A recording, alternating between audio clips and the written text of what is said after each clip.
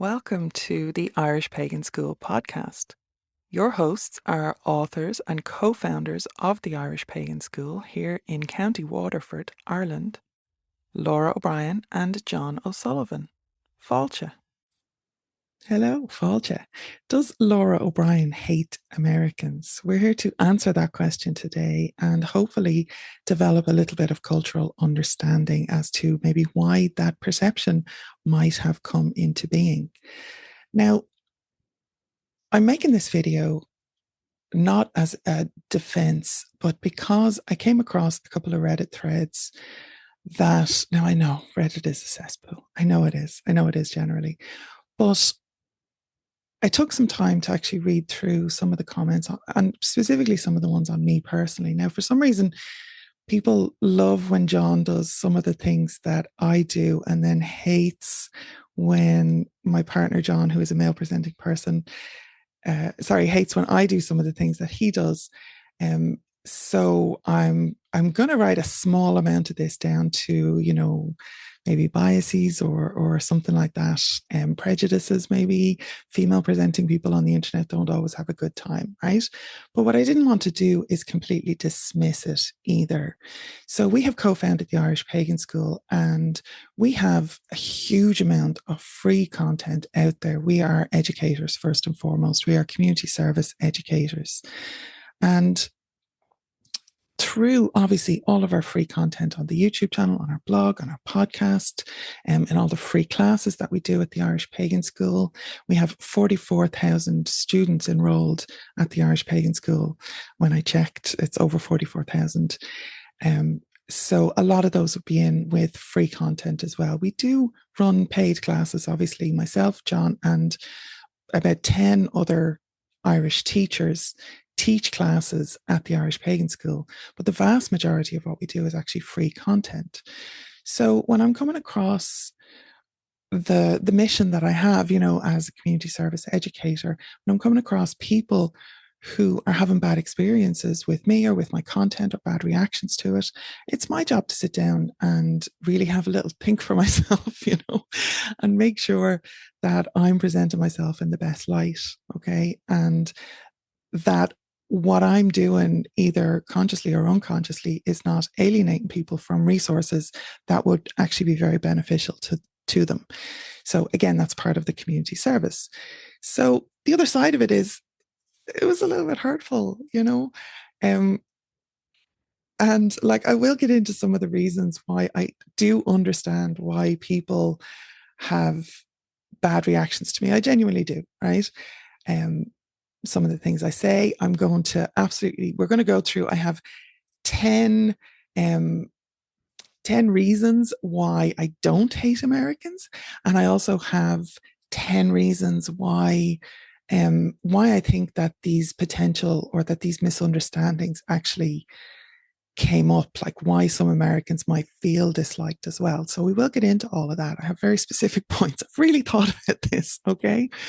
But ultimately, I just want to make sure that I'm not hurting people, and that is why would I be out here every day giving away the farm here, quite literally in some cases, just so I can hurt people. It's not me.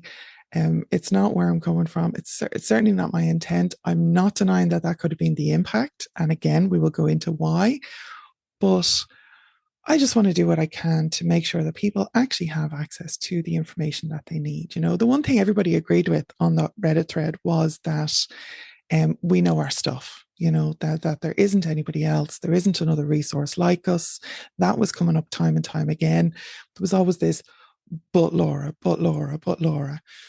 Now, one of the things that I have done is re-examine some of my old content on the Lora O'Brien channel, where I was really up against it back in the old days when nobody was doing what I'm doing now. Thankfully, we have many other Irish creators now who are out there educating and are following the example of trying to make these resources available, and they're doing amazing jobs, right? But back in the Wild West days, when I was up against it, there is a lot that uh, there's a lot that made me angry. There's a lot that I had to fight against. And so I have taken a look at some of that old content, and I've actually taken down a lot of the content from the original Lora O'Brien YouTube channel. Now, that anyway has been repurposed to the OM Academy educational resource. So I've still kept up some of it, but I've taken down anything that I feel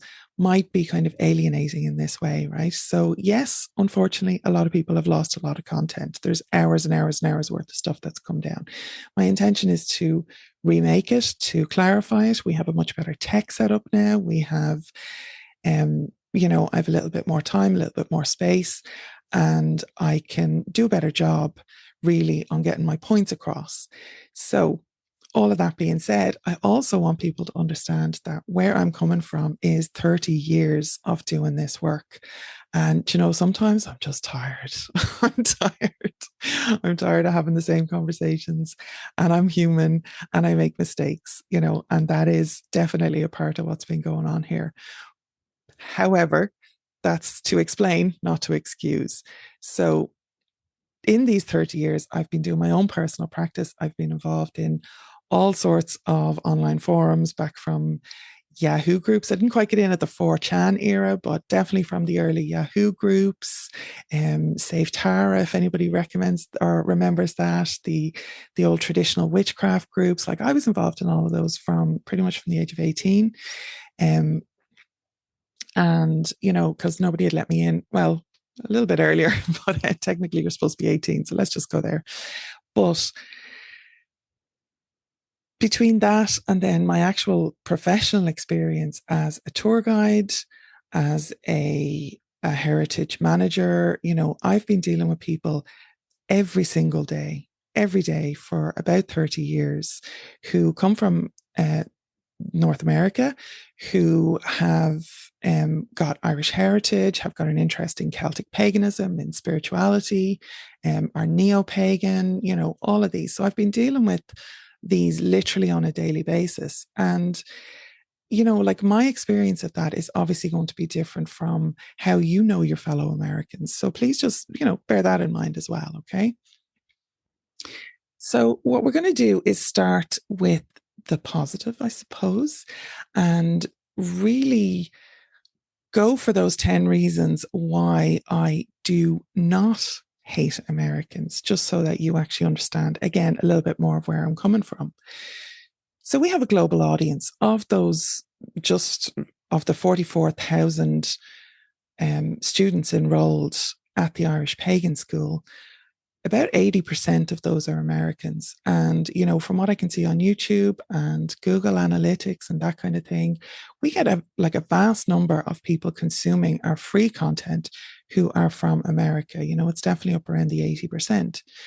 And this global audience really has so many diverse perspectives. Like, America is not just a homogenous blob, right? The perspectives, the contributions, that this 80% of our audience bring to our discussions on Irish culture, Irish spirituality, Irish history is valuable, because there's diaspora out there, there's other people's perspectives. And that's always going to be, like, every day's a school day for me too. So I have been learning consistently for the last 30 years from this global audience. And, that brings us to point 2, which is a cultural exchange. So I really appreciate the cultural exchange that occurs when Americans seek to learn about and respect Irish traditions and Irish heritage. And this mutual exchange really fosters understanding and appreciation between our cultures. And I mean, we're flying over in November to Courtney Weber Hoover has put on an event in the Pacific Northwest, which is a Morrigan immersion, a long weekend, basically. And, is flying myself and John in. There is another presenter besides Courtney, who is Carla Gaskin's Nathan, or Yawo, who is very much not from our tradition, is studying in priesthood in her own very specific tradition, which is of an African descent. And like all of this is really, really important to me. Like events like this and networking like this for cultural exchange is really valuable to me. And then we have our supportive community. So, like many of my American followers are deeply supportive of my work and deeply appreciative. And we do get emails every single day with thanks. You know, I'm not just trolling Reddit for some kind of like self-flagellation, you know. There are lovely, lovely emails. And if you sent me one of those emails, you have really made my day on, you know, on so many different occasions, and I really appreciate it. So having that supportive uh, community who contributes positively to the online communities, participate in the courses, and help spread the awareness of Irish heritage, of authentic Irish heritage, and resources and connection is so, so valuable. And then there are shared spiritual interests. So, me and many of my American students, we would share common spiritual interests, of course, and particularly in areas such as paganism or magic or, you know, meditation, journeying, all of these things that I teach about, I'm also extremely passionate about. So I love to have this kind of exchange with a lot of peers as well, who are more proficient in some areas. Like, you know, while I might be an expert on Irish paganism, they would be an expert in their own traditions or their own experiences. And having those shared spiritual interests and those shared experiences is gorgeous. It's really, really gorgeous. And then there is my education mission. I am not doing this for the good of my health. I really am not. And like I said, we do a vast more amount of free than anything we ever get paid for. There are hours and hours and hours and hours and hours. There's at least a year's worth of free content. And I would say probably 2 years if you actually sat down and went through everything that we have offered for free over the years. I'd say there's at least 2 years. And you can go to irishpagan.school/free and you can see it all there. There's Fire Festival cheat sheets. There's free email courses on like engaging with your Irish ancestry in really practical ways. There's the 3 Pillars model course, the 3 Pillars of Irish Paganism, which is to learn, experience, and integrate. You know, like I don't just teach theoretical stuff. I don't just come from an academic background. It's not about it is about, but it's not all about the folklore and the heritage and the mythology and the books, you know, and the lore side of things. Like what I'm giving away for free is really relevant and really practical. And this is my mission, so that people actually have the tools, the resources, the information, yes, but the confidence as well to, again, learn, experience, and integrate so that they develop their own practices. There is no one true way to do Irish paganism. And my educational mission is to educate people worldwide about authentic Irish traditions, my heritage, anybody who has shared heritage, you know, all of those things. And like the enthusiasm that Americans have for learning and like the commitment that they have to Irish culture is absolute music to my ears. You've no idea. Like, well, a lot of you clearly don't have any idea how much I value that side of things as well.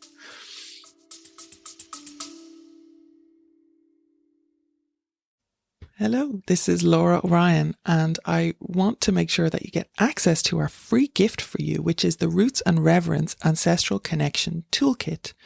So this is a 5-day guided exploration, which will be delivered to you free over email series, and it's as enlightening as it is grounding. It's designed for anyone who feels a kinship with Irish paganism, whether you carry Ireland in your blood, your heart, or the soul memories of lifetime past. There is no cost, only the promise of authentic connection to Ireland, as ever from us. So go to irishpagan.school/roots, that's ROOTS, to get your ancestral connection toolkit. And again, it's all free, delivered free over 5 days. There's resources, there's exercises, there's connection, there's all sorts of cool stuff. So I hope you enjoy that. It is our free gift to you for being a valued podcast member. So back to the episode.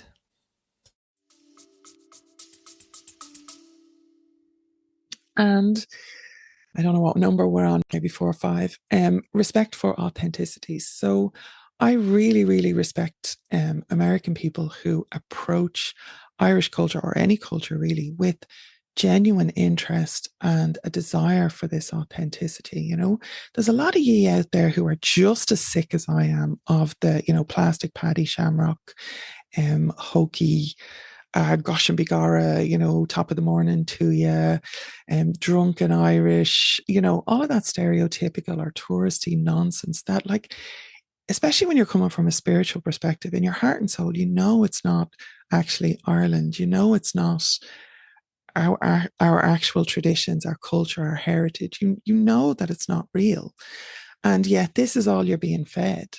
So what I get and who I get through our doors is the people who have that gra, have that love, have that longing for the authenticity.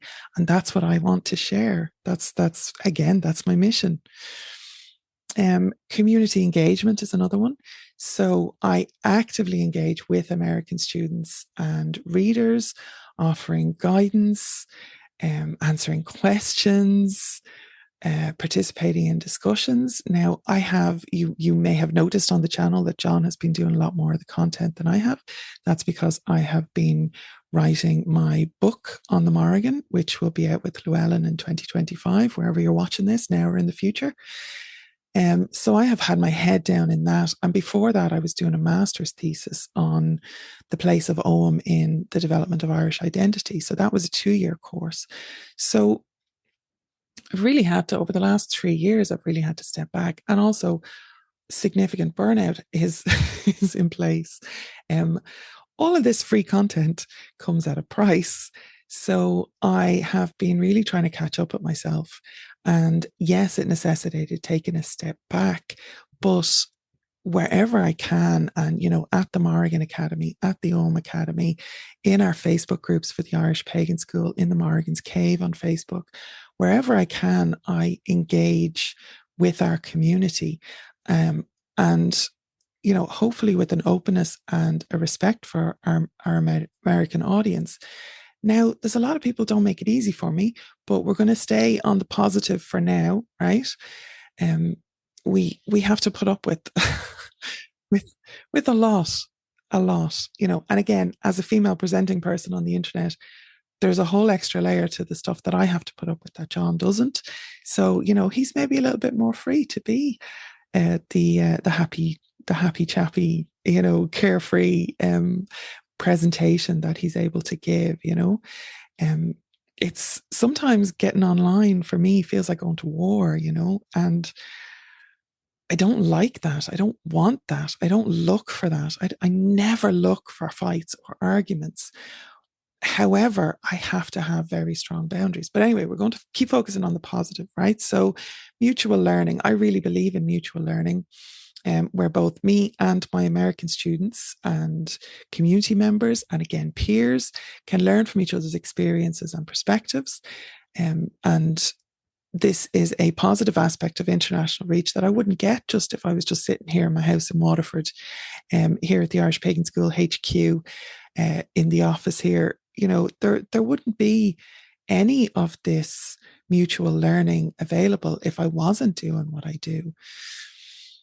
And then, of course, there are personal connections. I have made so many friends, and I was a little bit hesitant about putting this one in, to be honest, because it's like some of my best friends are Americans, Actually, some of my best friends are Americans, and I just can't understand how people could look at me and look at the relationships I have and look at how I engage with people, certainly on a one-to-one basis, and not understand how much I like the mutual respect and shared values that I have with the people who I call friends, who are, out there in my American community. And, I've had so many people like come to my house. This is not an invitation to come to my house. Parasocial relationships are a thing. If you don't have my phone number, you're probably not on this, close friend list. However, um, there are many who do have my phone number, who do know exactly where I live, who I would go out and meet for a drink. And, getting me out of the house is a big thing, so there's all of that. And then I just wanted to finish up these like positive list with the focus on inclusivity, because my work is really rooted in inclusivity and aiming to make Irish spirituality accessible to all who approach it with respect, regardless of their nationality. So yes, I love Americans, but I love Japanese people. I love French people. I love anybody who wants to come and engage with Irish heritage, tradition, culture, history. I am literally an Irish historian. I am a public service Irish historian. And, that's what I got my academic qualifications in. I like literally masters in Irish history. So it is not just my pleasure, but my job, my role, my again, part of my life's work to make sure that I have an inclusive approach which highlights that I value the individuals based on their actions and attitudes, not on their nationality.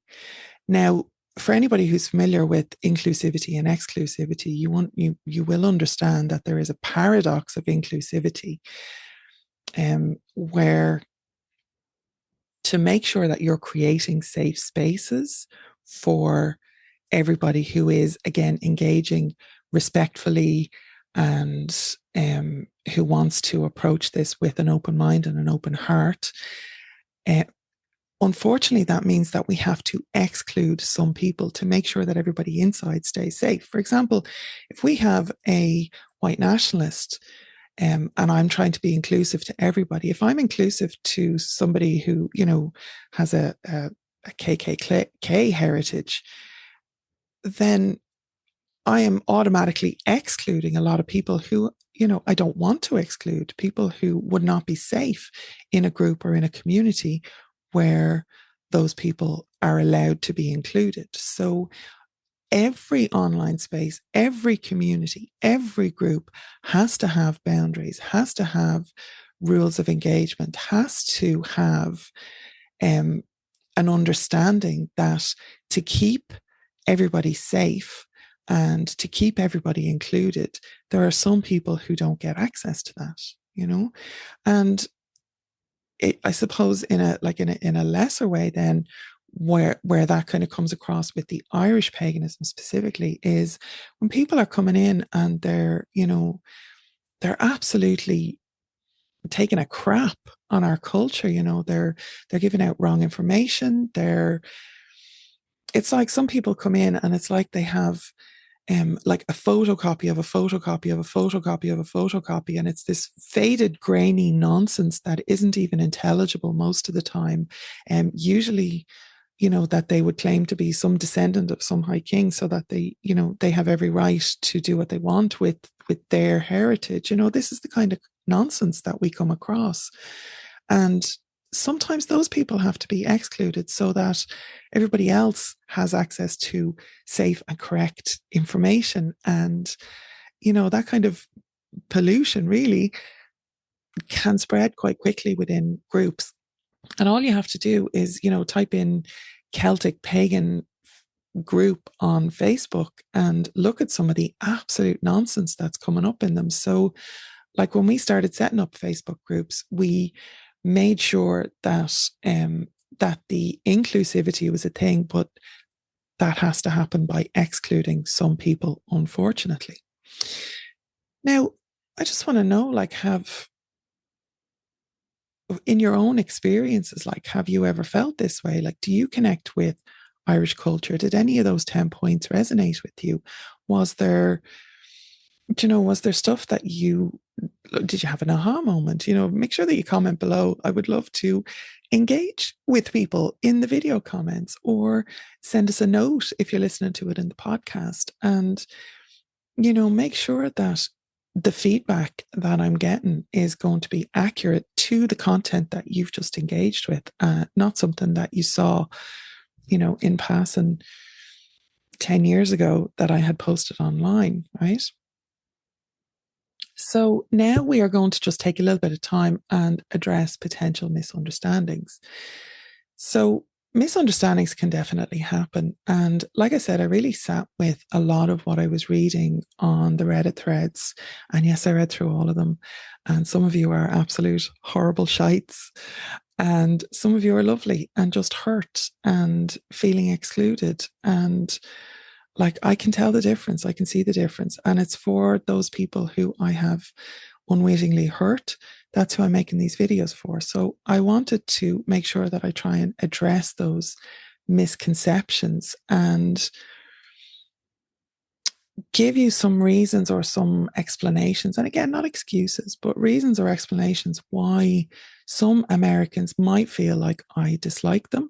So if you've had that experience, or if somebody has relayed that experience to you, because that happens a lot as well. Unfortunately, there is a certain section of the online, Celtic paganism community who really, really doesn't like me and takes great delight in fostering these kind of complaints against me and courting them and even twisting them in some cases. And yes, I've seen screenshots. I've seen people who used to be my friends do absolutely and say absolutely horrible things. And I know that that's out there as well. So if you've heard a story about me but haven't had a direct experience, then, it could be coming from complete bad-mindedness, badness, or it could be coming from one of these, reasons or misunderstandings. So number one, I have a really strong emphasis on cultural authenticity, as you may have gathered already. The preserving the authenticity of Irish culture might come across as critical of those who engage with Irish traditions in ways that, I would perceive, or really any Irish person would perceive, as inauthentic or appropriative. And this can lead some Americans to feel like personally attacked. Again, I'm not going to criticize American culture in this way, but there does seem to be a tendency to take things very personally rather than kind of sit back and have a little bit of critical thinking about things. So everything turns into like a personal attack, when I very much understand that most Americans have not had access to authentically cultural sources. Again, you have those photocopies of photocopies of photocopies, sometimes that are passed down through families, but often just within these communities, that, Irish American culture and Irish American heritage within the diaspora is very different from Irish culture. And again, not better or worse, just different, right? So for something to be Irish and to be authentically Irish, it's going to look very different to me than it does to somebody who grew up in Boston thinking that that's what Irish is, right? So that happens. And again, it's not meant as a personal attack, but it can come across that way. And, again, my focus is always on preserving Irish culture, not in amber, not to enshrine it, not that it can never grow or change, because a huge part of my work, again, as a historian, as a folklorist, as a spiritual person, is understanding and fostering the growth and the adaptation. But it has to start with the right roots. And I think that's where I often get misunderstood, And then there's the critique of misrepresentation, which is number two. So I am very outspoken and have been very outspoken about the misrepresentation and commodification of Irish culture, slap a shamrock on it. And, especially around the Paddy's Day situation, anything is Irish. And it's not, like, it's really not. And it's hugely prevalent in American pop culture. You know, I think there's a classic one from Buffy where an Irish spell was being read out. That was actually I think the bus timetable in Irish Gaeilge, and it's just it's ignorance, but it's again that misrepresentation and the commodification. Everything is like a free for all. Everything is up for grabs. Um, now that was a funny example, but like there is a dark side to that too. So this critique that I would have, which is ongoing, and I'm not going to stop, I will always call this out, right? While directed at broader trends, always directed at broader trends, might feel like a personal criticism to some Americans who have maybe believed that, who, thought that that was genuine or thought that that was, or were thrilled by it or connected to it in some way, not knowing any different. Um, so like that can absolutely happen and has happened, I'm sure. And the understanding again that like when I have a critique, it is critiquing the broad cultural attitudes. It is not a personal attack on anybody.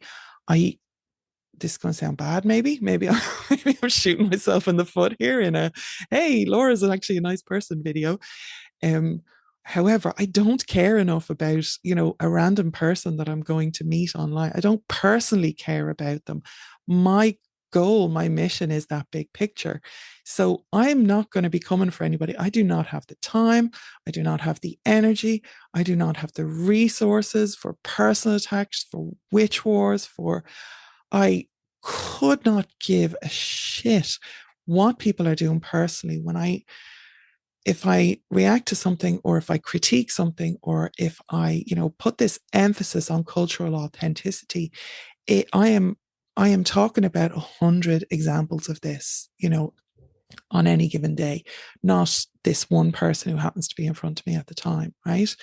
And I do try and make that clear, but people don't seem to hear that. They still hear that they're being personally attacked, or they presume they're being personally attacked, if it's something that they have done or if something that they can relate to. So the other side of this is I have a very blunt communication style. This is point 3. There is this straightforward, no nonsense communication style which is really common in Irish culture. Like it's so common, and it's just it boggles my mind a little bit, like that I get called, angry and like being a bitch, and it's like you have no idea how gentle I was just being. Like it is it is very much this this kind of communication style which can be perceived as harsh or unwelcoming by Americans who are used to more indirect forms of feedback. There is that cultural disparity of like, we don't really do the have a nice day. It's not that we're not pleasant. We're very pleasant people, do a lot of small talk. That's all grand.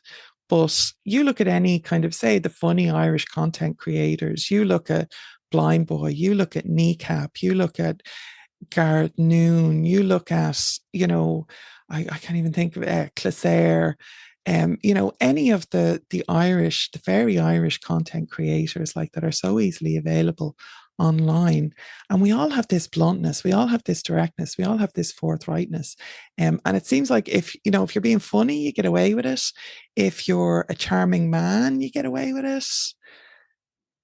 But for some reason, when it's a female presenting person, there's a lot less leeway given, for that. So, again, biases can come in there, but also again, those indirect forms of feedback, you just don't really kind of get them in Irish culture, So you do, and obviously, I'm generalizing. Obviously, I'm generalizing about American culture. I'm generalizing about Irish culture.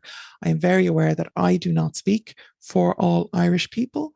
I am very aware that Americans that I meet are not representative of all American people, but the the reactions that I have to have, or the feedback that I have to give, the corrections that I have to make, I have come across them enough times. It's like the not all men situation. I've come across them enough times that it warrants a response.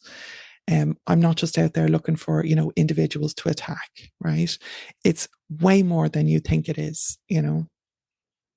So differences in cultural sensibilities, I suppose, is part of that as well. But Americans might misinterpret my candidness, my forthrightness, my humor, even in some cases, which often includes this kind of wry, self depreciating tone, or, a little bit sharp, like that kind of dry, sharp wit. Now, my mother can often misinterpret my humor. My I think particularly my father's side of the family have this really, really dry, sharp wit that again is quintessentially Irish, but it's not every Irish person either. So like even within, our own culture, cultural sensibilities can change and can shift, right? But if I'm sitting with a group of my cousins on my dad's side, like we are on fire, we're absolutely on fire, and we tone that down significantly for other people's cultural sensibilities. But I think for maybe American cultural sensibilities, I couldn't tone it down enough. I really couldn't.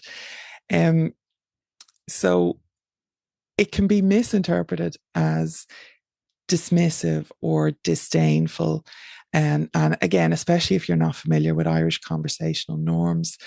Um, but honestly, if you were to come to Ireland and like sit in a pub or listen to a podcast of like a group of Irish people just chatting with each other, um, they're like you'll see what it's like. You'll attune to it.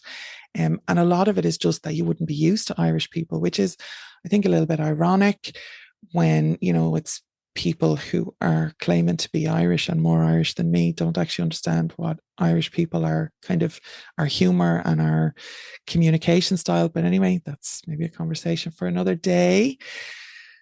So I mean, even that could be interpreted as me being really negative for Americans, right? And look, again, I am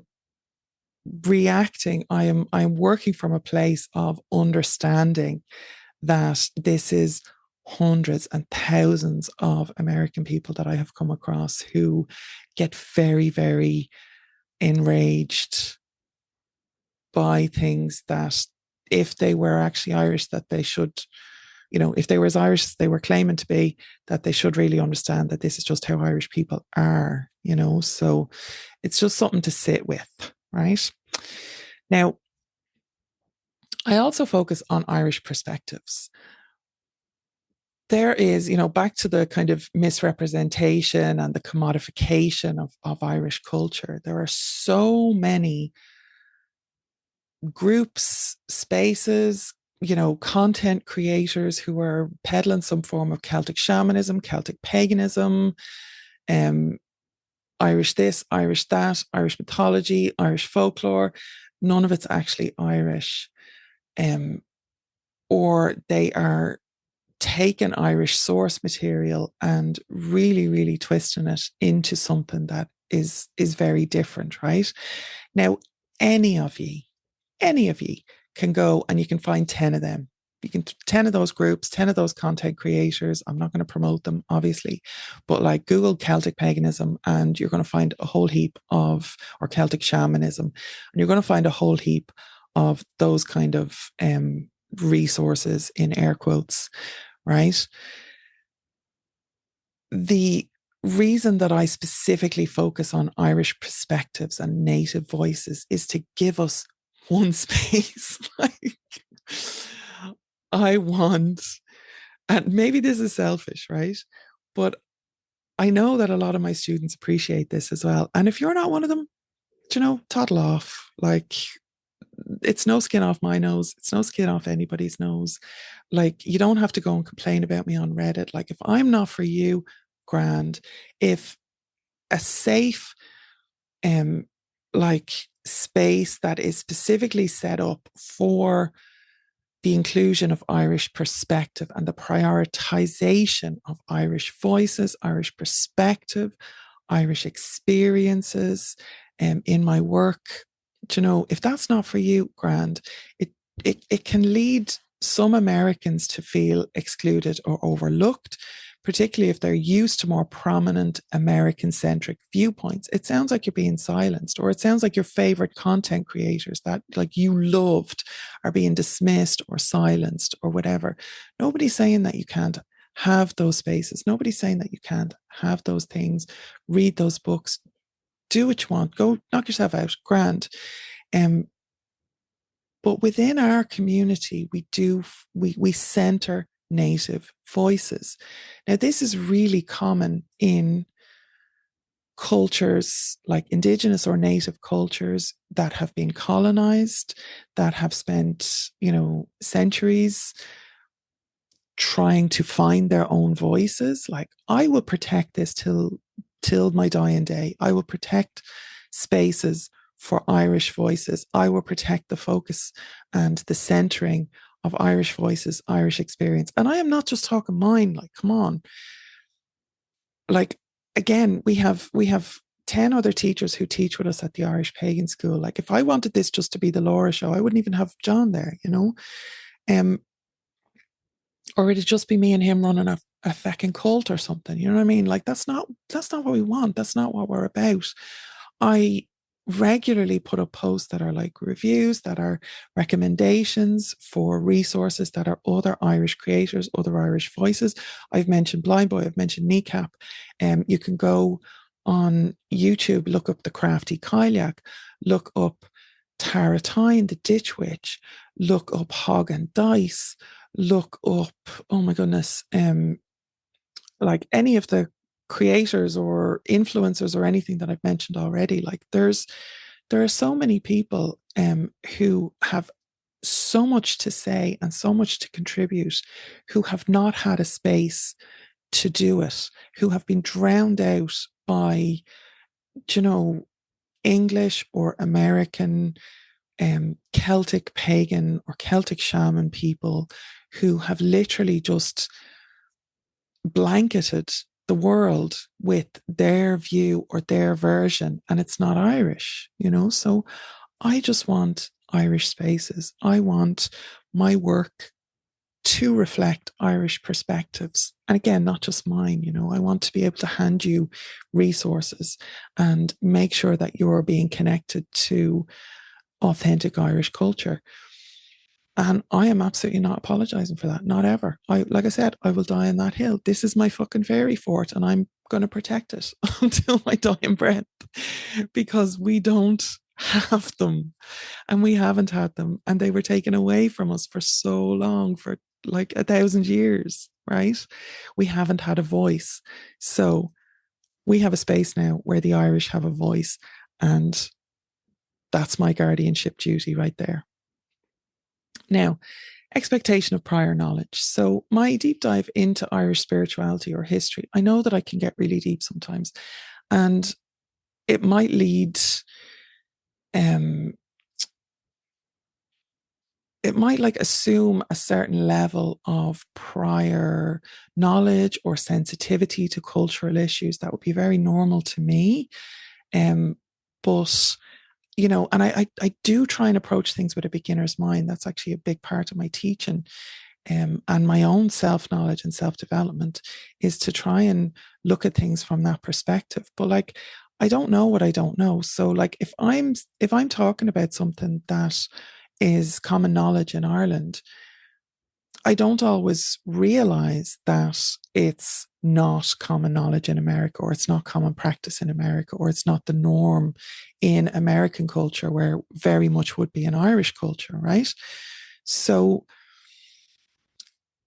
it can maybe make some Americans feel like inadequate or unintentionally alienated, if you're new to the subject. And again, if that's you, I will apologize for that. I am so sorry for that.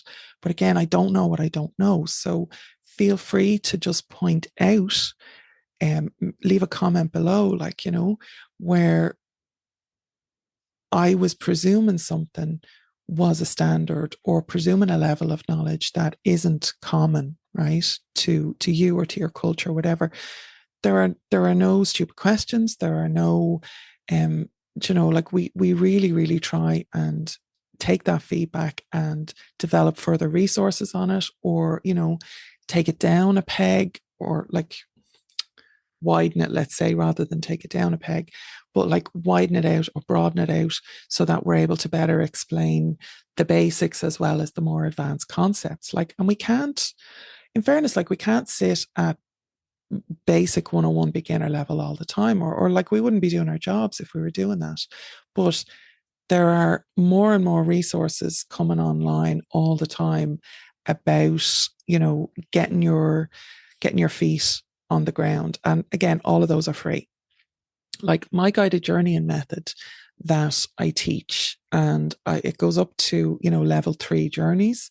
Level 1 is all free. There is literally a whole free course. There's 5 free journeys. There's free journeys on the YouTube channel.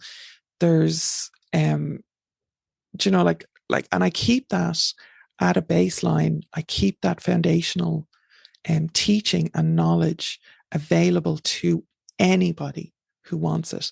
And a lot of that guided journeying stuff is self development, is critical thinking, is, those kind of starting points that maybe might not have been part of your cultural or your educational experience, or maybe just not in this context, that you have never applied them to this context.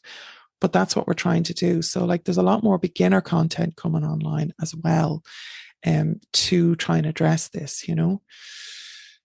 But again, if I have made you feel inadequate or alienated, it was not my intention, but I can only apologize for the impact of it, because I work so hard to try and provide these resources. But obviously, if you jump into a more advanced resource without having seen some of the beginner stuff, you could feel a bit lost. And I totally get that. Criticism of appropriation. So I am very vocal about cultural appropriation, particularly when it comes to Irish traditions, for all of the reasons that we have just talked about, right? And Americans who are unaware of these issues might feel targeted if they perceive that my criticism, again, is directed at them personally rather than at a broader practice, right? There have been times when I have had to specifically like call somebody in, but I will be calling them in, right? Where somebody has like taken teachings and basically repackaged them.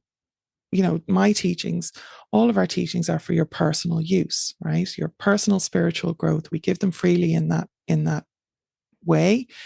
But Irish paganism specifically is a semi-closed practice. It's not a completely open practice, right? Now, again, this is where a lot of people get very angry with me. But all that means is you can do whatever you want and you can practice whatever you want, but you're learning it from source, right? And again, it stops that degradation as we move out further and further from source, because the cultural experience and the historical context for all of this is actually really, really important to our spirituality, to our paganism. And again, if you don't see why, then you have more learning to do, and this is how you learn from source. And again, we provide all the resources, not just us as a source. We're not trying to set ourselves up as one true way, but learning from Irish people is really the only way that you're going to have that kind of authentic experience.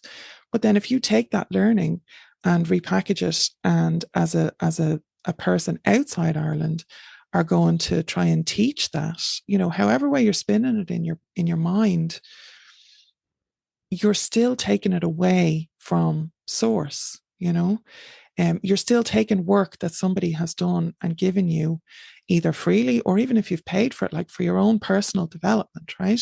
You're still taking that work and stealing it, changing it, using it for your own commodification, and usually, or potentially at least, misrepresenting it because there's stuff that you just haven't understood yet, right? And again, like none of this is to say Irish people are better than American people, but like this is not unique to me. This is a really, really common problem for a lot of Indigenous and Native cultures, right? And it's not that we are trying to hold on to our knowledge or like keep it under wraps or whatever. We want to freely share it. We want people to learn and benefit from it and for it to help them grow and change and development. And that way our communities get better, our world gets better, right? This is what we want. This is, and I don't mean to speak for other Native cultures at all, but from conversations that I've had, this is my understanding with other Native teachers and other Native cultures. And so it's not about like elitism or gatekeeping or keeping things on a lockdown, right? But it's about making sure that when that information goes out into the world, that it's accurately being represented, that it's being used correctly, that it's not dangerous. And I mean, in the case of some, such as the journeying traditions, like when you start, like level 1 is very safe, but when you start getting off into level 2 and level 3, if you haven't got that direct guidance or come through those experiences or have the rest of the cultural understanding and awareness and have a teacher or a mentor that you're able to refer to, or a dedicated group as we do with the Otherworld Journeys group,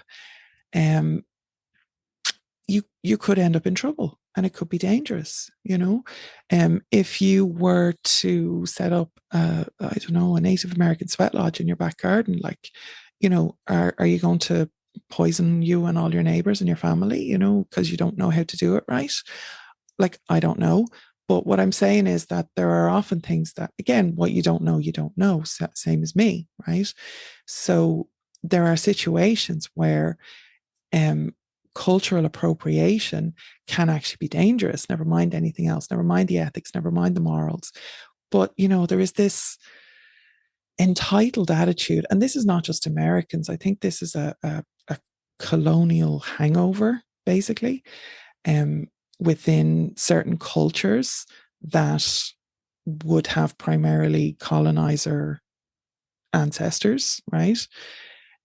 So there is this culture of entitlement that, yes, makes me angry because I have to deal with it every day. People expecting that they can just come and take stuff, take my work, take my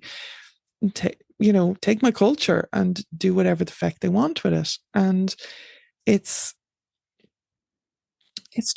it's not right. Like, where I'm all for cultural appreciation, and again, I refer you back to my mission statement is to get real information out there, is to make sure that people have free and clear access, not just paid, no paywalls, right? Some of the stuff is behind a paywall because, the lights need to stay on and the computers need to stay running and, we need to feed ourselves, right? So some of the stuff is paid, yes. But again, we are primarily a community service education group and organization. And we are trying to help. That is what we do. That is our mission statement. We are trying to help you authentically connect to Ireland, right? So almost finished now, three more. The historical context. So I did mention this, so I'll just be brief. Some Americans might be unaware of the historical and cultural tensions between Ireland and the broader Anglo-American world. And again, if you weren't taught this in school, and this goes for English people as well, if you weren't taught this in school, how would you know, right? So my references to these tensions might be misinterpreted and have been definitely misinterpreted as anti-American sentiment rather than a reflection of historical realities. So again, if I talk about a culture of entitlement, I'm talking about the Anglo-American legacy that is there, that, is the cult of the individual, is this entitlement to whatever you see before you, is the American dream, right? But that's not like American. That's actually coming from the colonizer mentality, right? But I can see how that could come across as anti-American sentiment because, again, within your culture, you're taught and trained to protect yourselves from all attacks. So I get why that's happening.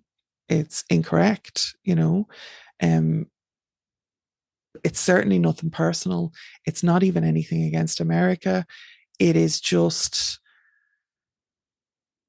the way certain aspects of your culture engage and trigger certain aspects of my culture within that historical context, you know, which again, as an Irish historian, I'm very aware of.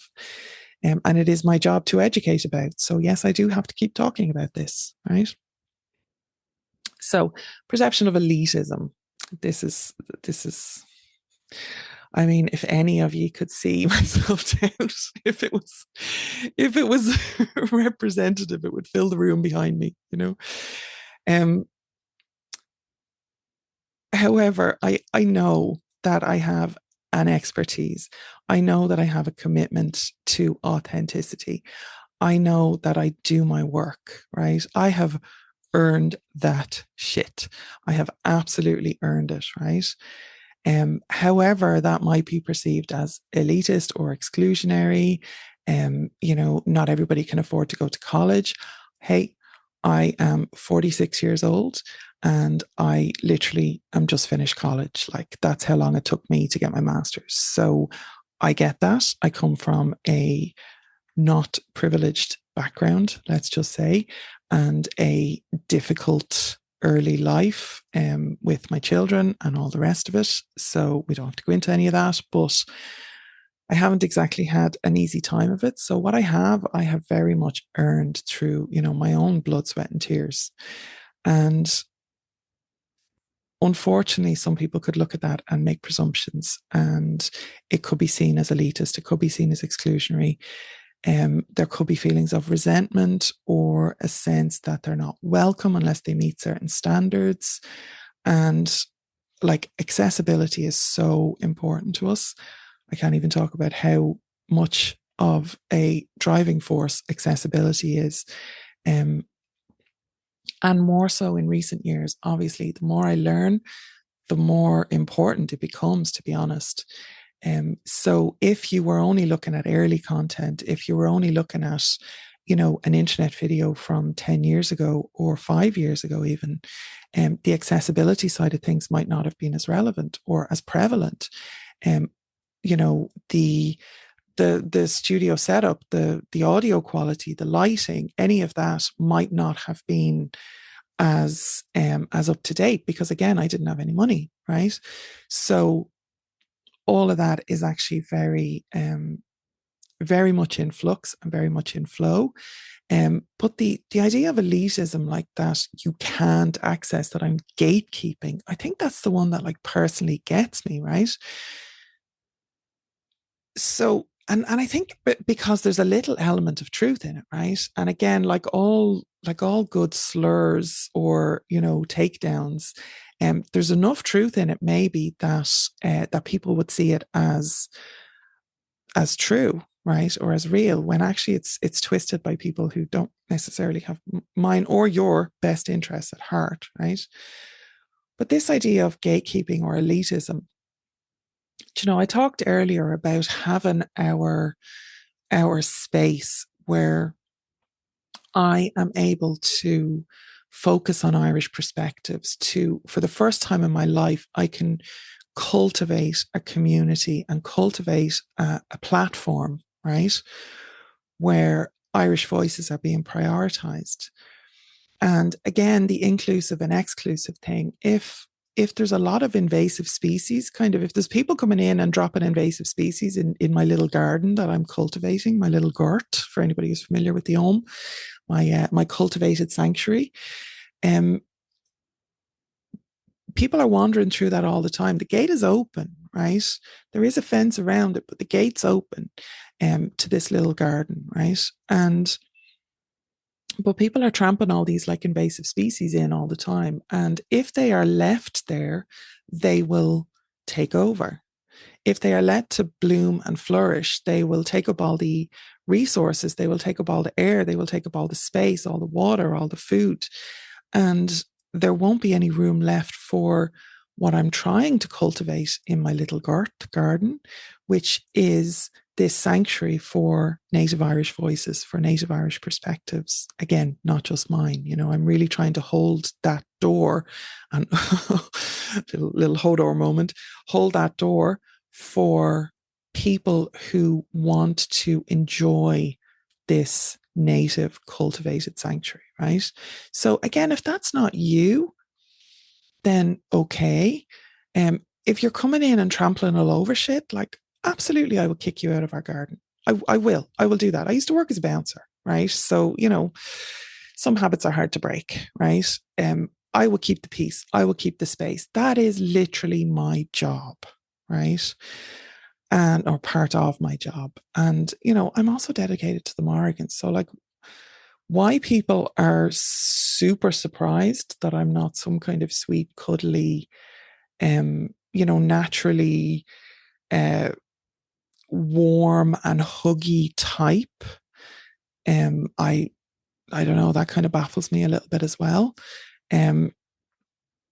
Maybe it's their own perceptions of the Morrigan that are a little bit skewed. I don't know, right? But anyway, that's just where we're at. And there are no standards that anybody ever has to meet to have access to our sanctuary, to have access to our resources. There are no standards other than approach us with respect. Okay. Don't come feeling that you're entitled to just pull everything up and take it home with you and plant it in your own garden, and keep it just for yourself, right? The garden is for everyone. So there are gardeners and there are guards. So that's just how it is. And again, that's not something I'm going to apologize for. That's that hill that I'm going to die on. My girt, my cultivated sanctuary is on this hill, this fairy fort with a girt, and that's where we're at. So cultural differences in communication is the last one. We have talked about this, but there can be significant cultural differences in how criticism and feedback are given and received. So that definitely has caught me up a few times. What I see as constructive or necessary, what is very normal for me within my culture, as constructive or necessary, might not be perceived by some Americans as, might be perceived as like overly critical or hostile, where I'm being very neutral. Like, seriously, folks, like if I was being mean, you would know all about it. I can go there. Like, I refer you back to my conversations with my cousins, like eviscerations, like, we don't leave any stone unturned, and there's blood and guts all over them, right? And this is how we engage with each other on a very normal level. And this is not just my family. Like, this is a certain type of Irish person, definitely, but that kind of humor can be very mean humor, but within very, very certain contexts. And bringing that into my communities or my groups is not what I have ever done, like, ever. And all you've ever gotten is neutral. And unfortunately, me neutral, again, there's neurodivergence at play as well. So me being very neutral can be read in very different ways as well. So both neurotypical and maybe American cultural differences. If you're not accustomed to direct communication, that can absolutely cause a problem. So like, these reasons like highlight potential areas of misunderstanding or cultural differences, again, that might lead some Americans to feel that Lora O'Brien hates them. It's never been my intention, but if that has been your experience, I can only apologize for the impact of it, and that's really important to me. And that's why I'm doing this video. So they're never meant to alienate. They're always meant to educate and protect the integrity of Irish culture, the safety of our community, and that's all, that's literally all I've ever wanted to do. So what I'd love you to do is engage in the comments or, the discussion section.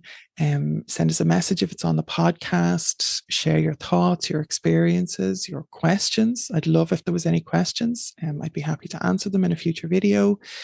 And by all means, go and check out our free resources. So go to irishpagan.school/free, and you'll see just like a sample of what we have on offer and the work that we do as a community service organization. And you'll see our mission. You'll see it. You'll see it in every keystroke. You'll see it hopefully in every inflection of my voice if I'm teaching you, in every word that I've written. That's all really, really important. And like the community and the mutual respect that we have for each other, it's about us learning and growing together, So again, if you had a bad experience with me, if it's something that I have specifically wronged you on, I apologize for. If it's something maybe that you have misinterpreted, that I wasn't actually at fault based on the information that you now have, okay, maybe I deserve an apology if you've been badmouthing me all over the internet. I don't know. But this is just kind of where we are. And like my intent is always to educate, inspire, to foster genuine connection, and never to alienate or like personally criticize. Again, I don't care enough about any person to specifically go for them. Like it's not me. I just don't do it. I don't engage with it at all. So thank you for your ongoing support. Thank you for sitting through all this. Thank you for being open to this conversation. I know that I had a very difficult time sitting and listening to the critique and the feedback that was on those threads. And I totally get, like, if this is difficult for you to listen to, if any of my content is difficult for you to listen to, I really do understand. And for whatever I can apologize for, I've apologized for, but there's a certain amount that I have no apologies to make. It is just how it is and who it is and where we're at. And I will keep doing the work that's in front of me. And if you're interested, then please keep engaging with us. If you're not, if you've sat through this whole video and you still think I'm a walk and see you next Tuesday, then no harm, no foul. See you later. Feck off. Like, you don't have to get on Reddit and tell people what a person I am,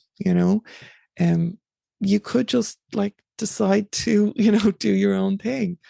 But it is interesting that like a lot of the people who were really being very vitriolic to me were also obviously, benefiting from our content and our expertise and our education freely given.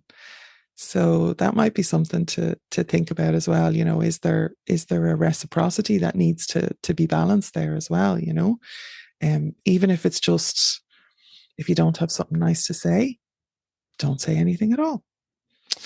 Maybe that's an Irish cultural thing, but I don't think so. Okay, so I don't know if I've done myself more harm or good than this, but I feel like I have cleared the air somewhat. And if you are still interested, please comment below. Even give me a like or a thumbs up just to let me know that I'm not just talking into the void here. And again, thanks for your time. I really do appreciate your willingness to hear me. So, Slán. If you enjoyed this podcast, please leave us a positive review in your podcast listener. Then head over to irishpaganschool.com and enroll in one of our free or paid courses. Slán go fóill, and we will see you next time.